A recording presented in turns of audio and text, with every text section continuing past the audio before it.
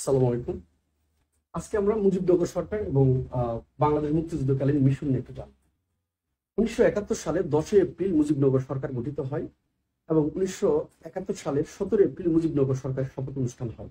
এই মুজিবনগর সরকারের মোট সদস্য ছিল 6 জন এবং মুজিবনগর সরকারের মোট মন্ত্রণালয় ছিল 12টি মন্ত্রণালয় ছিল। মুজিবনগর সরকারের গঠনের পরে 18 এপ্রিল বাংলাদেশের প্রথম বিদেশি মিশন পরিচালনা করা হয়।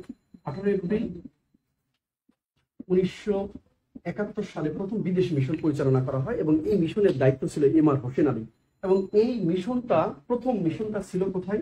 কলকাতাতে। ব্যক্তির নাম হচ্ছে এম.আর.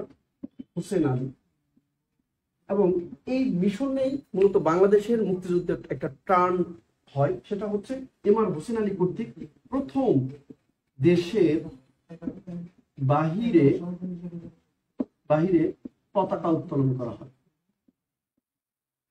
করা হয়। মুজিবনগর সরকারকে সুষ্ঠুভাবে পরিচালনা করার জন্য বাংলাদেশ সরকার বিভিন্ন গুরুত্বপূর্ণ জায়গাতে মিশন পরিচালনা করে। এমন কিছু মিশন প্রতিনিয়ত পরীক্ষায় আসে। আমরা দেখব বহির্বিশ্বে মিশন প্রধান ছিলেন বিচারপতি আবু সাইদ চৌধুরী। উনি বহির্বিশ্বে ছিলেন, সার্বিকভাবে উনি দায়িত্ব পালন করেছেন। এছাড়াও পরবর্তী তিনি স্থায়ীভাবে লন্ডন মিশনের তিনি মিশন প্রধান হিসাবে দায়িত্ব পালন করেছেন আবু সাইদ চৌধুরী।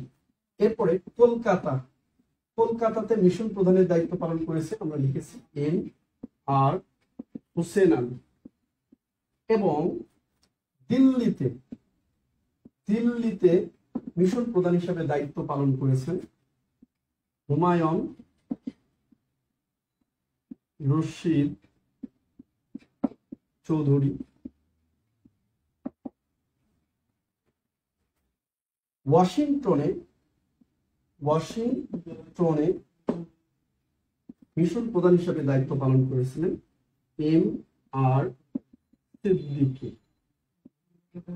সিদ্দিকী। উনি ওয়াশিংটনে মিশন প্রধান হিসেবে দায়িত্ব পালন করেছেন। আপনাদের কাছে আজকের প্রশ্ন হচ্ছে, কমেন্ট বক্সে আমাদের জানিয়ে দিবেন কোন ব্যক্তি একাধারে ঢাকা বিশ্ববিদ্যালয়ের ভিসির দায়িত্ব পালন করেছেন, কোন ব্যক্তি একাধারে বাংলাদেশের রাষ্ট্রপতির দায়িত্ব পালন করেছেন এবং কোন ব্যক্তি একাধারে মিশন প্রধান হিসেবে দায়িত্ব পালন করেছেন।